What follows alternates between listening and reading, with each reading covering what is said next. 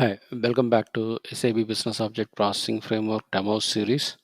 So, in the last session, we saw how we can create the exception class using the standard SAP provided message class or exception classes. So, now we see how we can consume those message classes or exception classes in our determination or validation or actions wherever you want to raise the messages. The previous sessions where we added these messages using the very simple way of adding the messages, just using the structure and populate the value in the structure and then pass the structure to your message add message. But now we see how we can use the exception classes. So let's edit this determination. So this is our old determination which where we are setting the order id and where we raise the message called order saved successfully. Let me command this. No. Okay, so this is I'm not going to use it. Let's first get rid of the old code. Okay. Yes, we also need this EO message generation part. So all are now fine. First, let's add another data object, data hello frwo message type ref2. So with reference to the exception class which we created in the previous session, I'm going to create this data object. So let's say we say iscm underscore order. We know that, right? Yes. So using that class, this is a class we created in the previous session, right? So save it.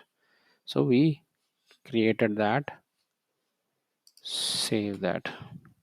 So now we instantiate or we create the object for this class. Okay, so we want to pass the the values and all the stuff. Let's try to create the object for it. Let's go for it, create object. Okay, we know that, right? So it's a type is already defined above, so automatically when you do the control space here, so it will drop you all the options. So these are the different constructor parameters are available, which is all are optional. So it's nothing is here, it is a mandatory information. So now we have to pass the information, what is my message I have to raise and how I have where I have to set as we know. So we want to pass the value. So we know the severity, which is we want to pass it as a success one. So what I'm going to use it. So I don't want to hard code that. I will just going to put it into the our constants. We know that, right? There is a constant is available in our class co severity success. Okay, and so we are not going to use this. We have to pass the text id. You remember that in our class we mapped it some text, we created it, right? Let's go back and check that. So this is our class. Double click that and go to text. See this is a text we created. Okay, if you double click that, if you go back to attributes and scroll down, so this is a constant is defined here. If you go here, you see that this is a way this particular structure is the constant has been defined. So it says your message id, message number, and the attribute definitions. If you see here, the type of this one and the structure definition of this one almost same. If you go here, double click and check the structure, see this has a message id, message number and attribute. All that will be the similar way that is the definition is done. So we can use this constant, map it to this text id. That's the way you should pass the message. So here this constant has my message details. I will use that information. Okay, so I'll pass this as a text id and order. This is my yes. So I'll pass a text ID. This constant has my message number, message ID, and the variables which I supposed to use, and all our other are optional information. Okay, I don't want to pass this one, I can leave it. Okay, so I want to pass origin information. Okay, so what is my origin of this? We can, so you can go and check this corresponding type definition of ms origin location. As I know, I'm just going to use it here. bo key, I have to pass the bo key here, sorry, a key here. So I have to pass the bo key. Okay, ISCTX, we know that, right? IXCTX has a BO key information. So I pass a BO key, then I pass the node key. So node key also available in my CTX context information. I can use that. And then finally I pass the instance, which instance I have that. Okay.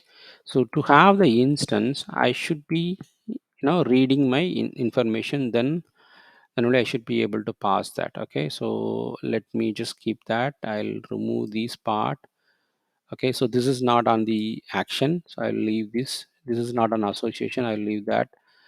Your location determination, you can pass a determination, but it's not necessary to pass it. I will leave it like that.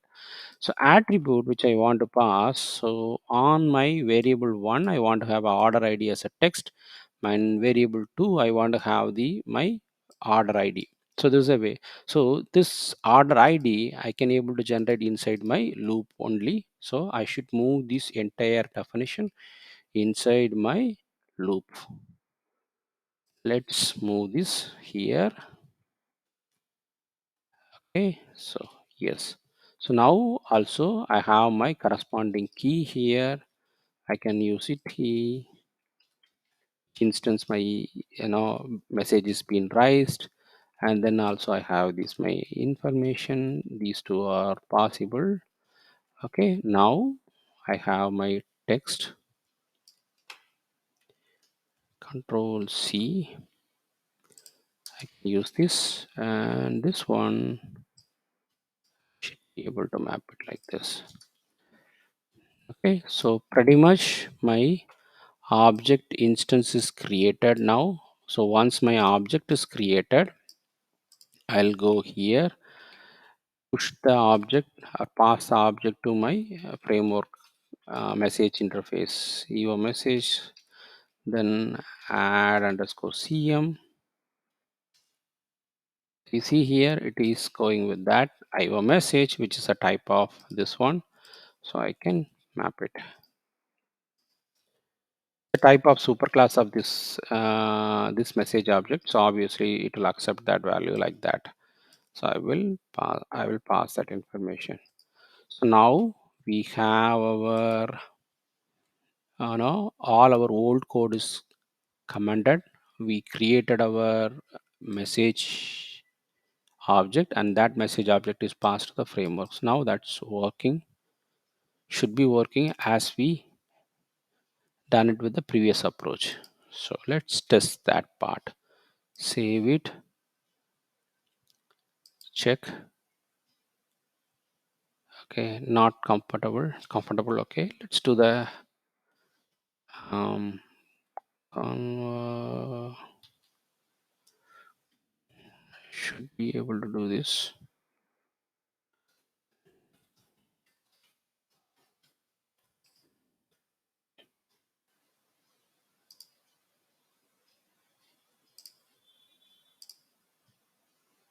Yeah,